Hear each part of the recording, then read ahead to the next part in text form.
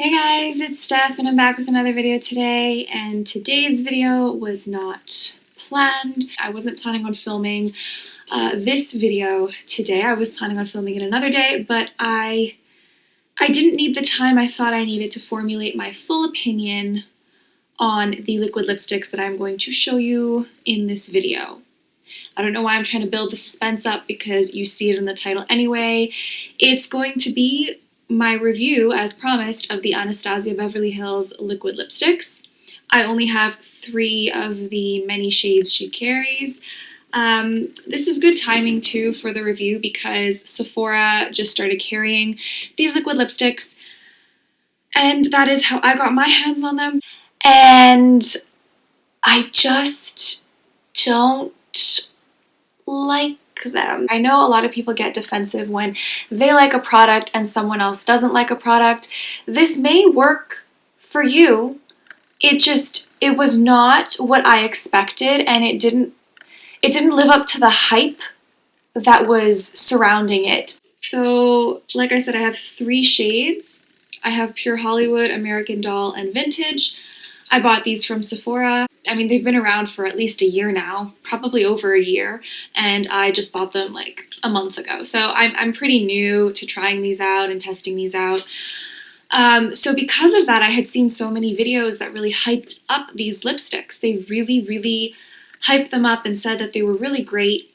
And at the time that these launched, I get it. The market for liquid lipsticks was a lot less saturated than it is now. Basically, every brand now has their own version of a liquid lipstick out. When these first came out, I understand there was Kat Von D and maybe, I don't know if Stila had come out with them yet, but like there were fewer brands that had started coming out with this kind of formula of lip products. So I get that back then these were a big hit. But I just feel like compared to the ones that are on the market now, and now that everyone has started to come out with their own versions, their own formulas, these just don't cut it for me. I think they were so hyped up that I expected heaven on my lips. I expected this to like descend from the gods and be my answer to, you know, anything I wanted out of a liquid lipstick, that these would be it, because they were so hyped up. And it was my fault for buying into it, because you know that if something has a bunch of positive reviews and very few negative reviews, you know that something's up. So for me, I would proceed with caution and not expect such high things or such amazing things from these, and you won't be disappointed. But if you go into it thinking like I did, that these are going to be amazing and like the top of the line, like the best liquid lipsticks on the market, you're going to be disappointed. We're going to start talking about Pure Hollywood. It is a really nice nude, so I really do like this one as far as the color goes. When I saw this color, I was super excited about it, and I think it's one of their best sellers and their most popular ones, rightfully so, because it is a very wearable, universal shade. However, this one cracks like nobody's business. This is just horrible as far as cracking goes, and it's the one that cracks the most out of the 3 shades that I own. Popping on a lip balm over this helps with the cracking. It kind of smooths it out a little bit. But then the wearability and the longevity of the lipstick will be sacrificed a little bit. If you like longevity, either way, I don't think this will be great because it does transfer. When I did the kiss test on the day I wore it throughout the day, and when I did the kiss test on camera, you can see that it does transfer after having dried. So I like the color. I'm willing to work with it, and since it won't last long on its own anyway, I don't mind having to slip on a lip balm over top to just smooth it out a little bit and stop it from kind of going into my little lines. This really does show them off. The lines really show through the lipstick, and it cracks wherever there is a line, which is a bummer because I liked the color. So I was a little disappointed with this one, and I don't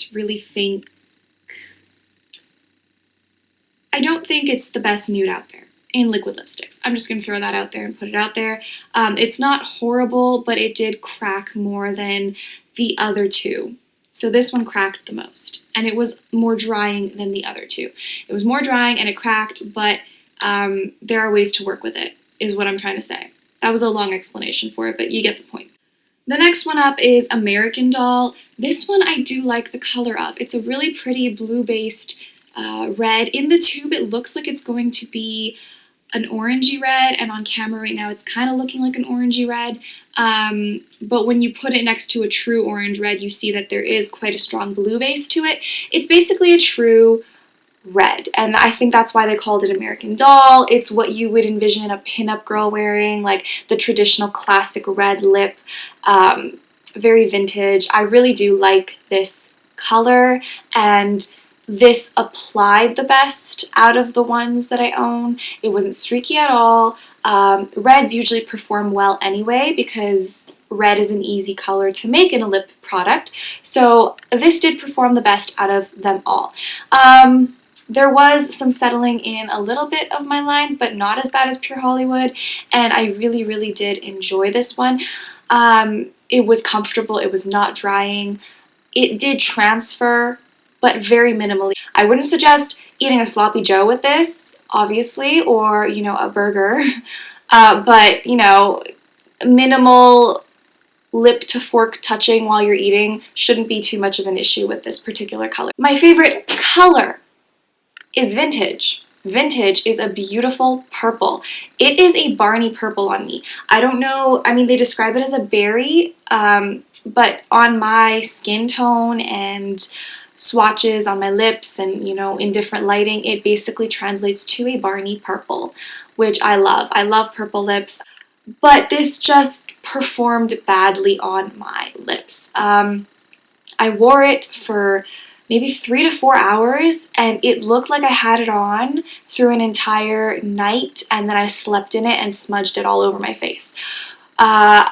It bled outside my lip line into this very neon pink, and a lot of lip products tend to stain your lips neon pink sometimes, so I think you guys know what I'm talking about, that like very distinct pink staining that was going on, but it was happening outside my lip line, and it was like feathering out. It was bleeding into, you know, the area around my mouth, which was the first con I had with it. Secondly, it cracked and it accentuated my lines. Thirdly, it became much darker as the night went on. So it was like a little bit of like a, but in certain spots. So towards the middle of my lips, it was very dark. Towards the outside of my lips, it was stained pink, and it would like kind of get lighter as it went out. It was really weird. I really didn't like the wear of this. And then the last issue I had with it was at the corners. It had not just bled and feathered out, it had like just dispersed. I mean, I had lipstick to here, guys. I'm not kidding. And I was in the house. I hadn't eaten anything because I had already eaten dinner. All I was doing was talking to my sister and Snapchatting with a friend of mine. That's all I was doing all night. I hadn't drank water and I hadn't eaten with this on, and that's how badly it bled. That's how badly it feathered out. It got patchy. It was just a mess. So this one, the performance was awful on it, and this needs a lip liner.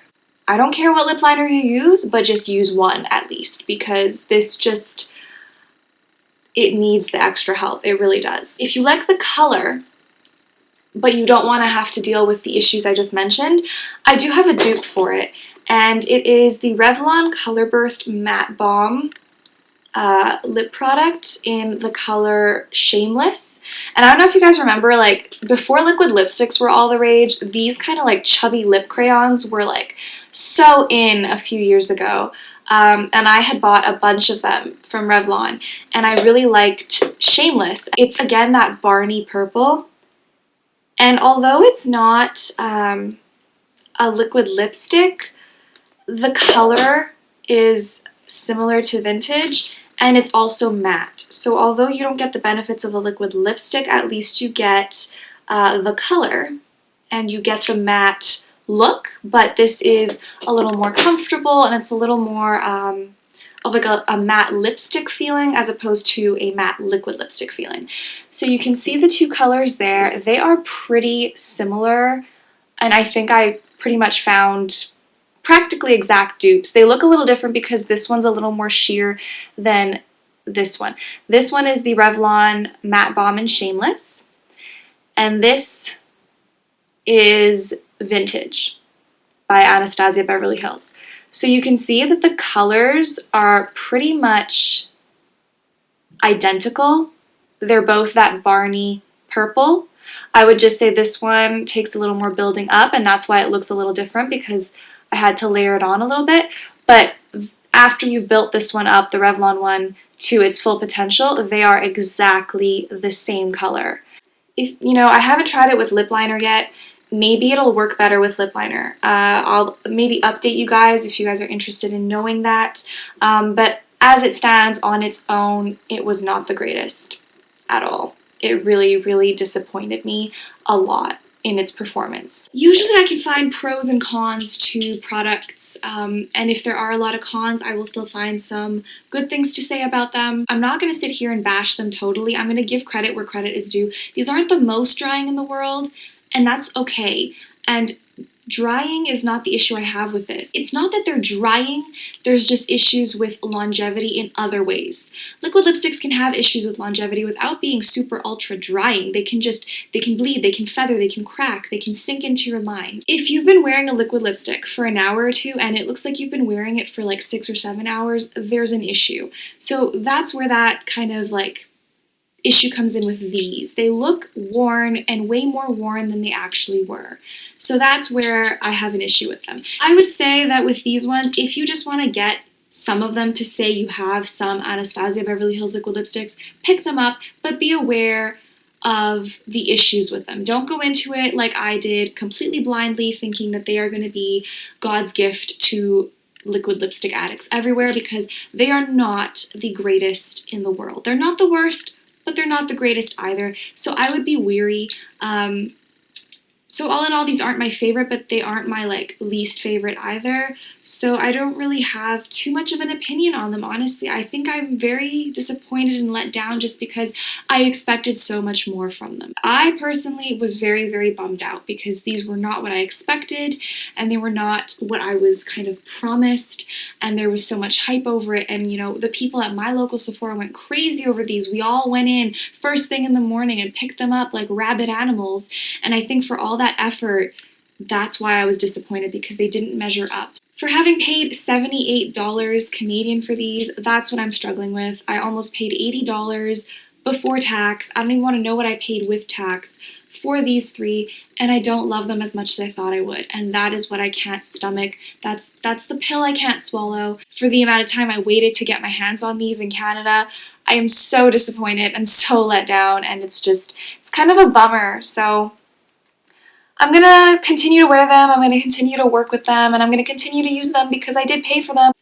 I just wanted to be honest with you guys and let you guys know that you shouldn't just listen to the hype surrounding these products, that you should really kind of do your own research and try and see people who maybe didn't like them and look at their reasons why.